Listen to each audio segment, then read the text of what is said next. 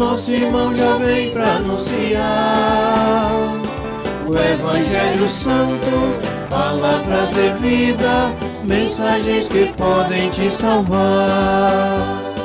Ale, ale, ale, aleluia. Jesus Cristo agora vai falar. O Senhor esteja convosco, Ele está no meio de nós. Proclamação do Evangelho de Jesus Cristo segundo Mateus. Glória a vós, Senhor.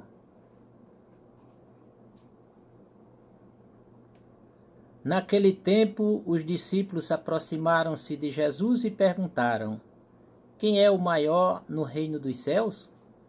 Jesus chamou uma criança, colocou-a no meio deles e disse: em verdade vos digo, se não vos converterdes e não vos tornardes como uma criança, não entrareis no reino dos céus. Quem se faz pequeno como esta criança, este é o maior no reino dos céus. E quem recebe em meu nome uma criança como esta, é a mim que recebe. Não desprezeis nenhum desses pequeninos, pois eu vos digo que os seus anjos nos céus veem sem cessar a face do meu Pai que está nos céus. Que vos parece? Se um homem tem 100 ovelhas e uma delas se perde, não deixa ele as 99 nas montanhas para procurar aquela que se perdeu? Em verdade vos digo, se ele a encontrar, ficará mais feliz com ela do que com as 99 que não se perderam. Do mesmo modo, o Pai que está nos céus não deseja que se perca nenhum desses pequeninos. Palavra da salvação. Glória a vós, Senhor.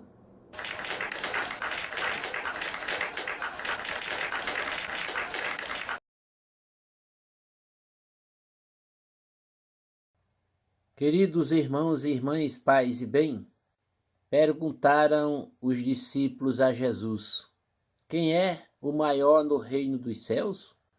O evangelista Mateus não chega nem a dizer qual deles fez a pergunta.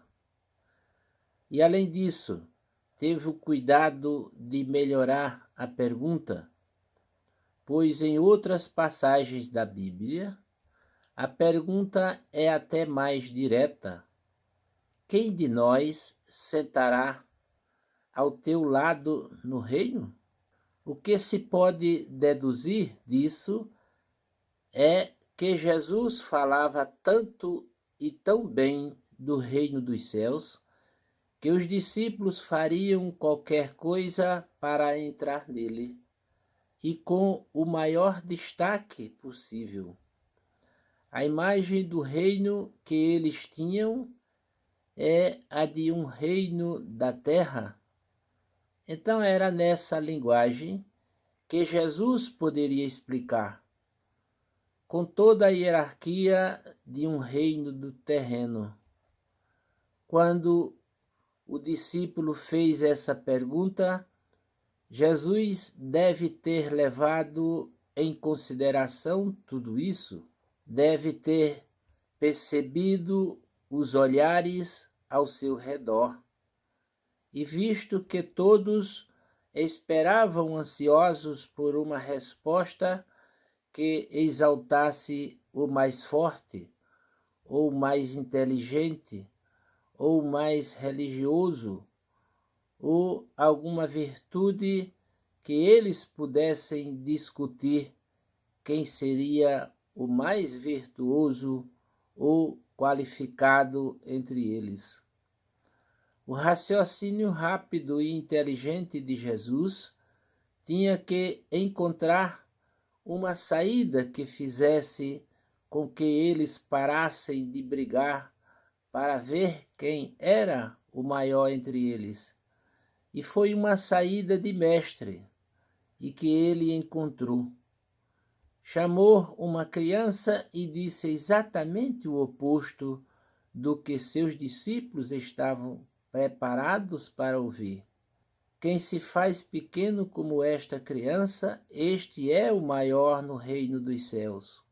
Com isso, Jesus acaba com a discussão dos discípulos para saber quem seria o maior entre eles, pois agora eles deveriam buscar serem pequeninos como uma criança.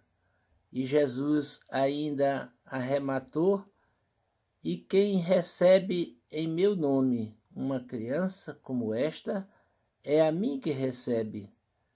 Jesus sabia que seus discípulos o tinham como filho de Deus e, portanto, como presença garantida no reino. Então agora eles teriam que buscar as qualidades de uma criança e a tratar as crianças como se fosse o próprio Jesus. Mas poderíamos interpretar criança como outra conotação. As pessoas simples e humildes, de pouca formação religiosa e acadêmica, os excluídos e marginalizados da sociedade. Jesus deu mais uma ordem: não desprezeis nenhum desses pequeninos. E depois uma ameaça: pois eu vos digo que os seus anjos nos céus veem sem cessar a face do meu Pai que está nos céus. Em outras palavras, se eles desprezassem qualquer pequenino, Deus iria saber na mesma hora e não iria gostar nada disso. Portanto, o lugar deles no reino dos céus estaria ameaçado. O Evangelho conclui falando ainda: Deus se agrada mais de um pequenino que é resgatado do que 99 que não precisam ser resgatados. Eis uma boa pista para quem quer agradar a Deus e garantir um bom lugar no reino dos céus.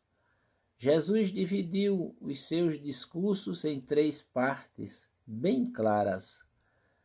Primeiramente, ele tira a vontade dos discípulos serem grandes.